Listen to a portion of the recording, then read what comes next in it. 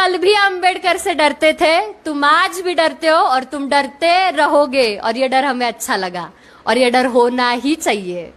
मला असं वाटतं की डॉक्टर बाबासाहेब आंबेडकरांनी स्वातंत्र्य जे स्त्रीला दिलंय ते स्वातंत्र्यामुळे मी आज बाहेर बोलू शकते. किंवा मी जेव्हा एअर होस्टेस होते, मी जेव्हा जॉब करत होते, त्यावेळेस मला ते स्वातंत्र्य काय होतं हे मला कळून चुकलं.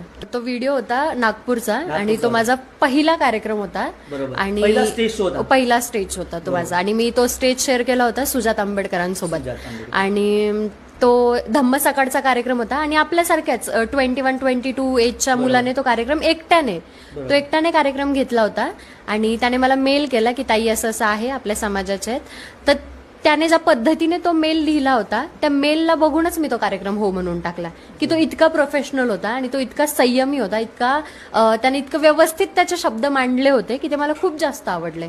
मग तो मी कार्यक्रम हो बोललो आणि मग आम्ही नागपूरला गेलो. धम्म सकाळ म्हणून कार्यक्रम होता तो. त्या कार्यक्रमात गेल्यानंतर तो क्राऊड, बाबासाहेबांचं ते वेड आणि ते सगळं बघून ते डायलॉग्स आपोआपच आणि तुम्हाला वाटलंही नव्हतं की हा डायलॉग एवढा प्रसिद्ध होईल. एक्झॅक्टली. म्हणजे डायलॉगचा एक्झॅक्ट अर्थ असा आहे की बाबासाहेबांना घाबरतात यासाठी नाही की त्यांनी तलवार घेऊन युद्ध केलं, पण त्यांच्या पेनात इतकी धार होती की त्यांनी हजारो वर्षांचे ते गुलामगिरी आपल्यासाठी मोडून टाकली. आणि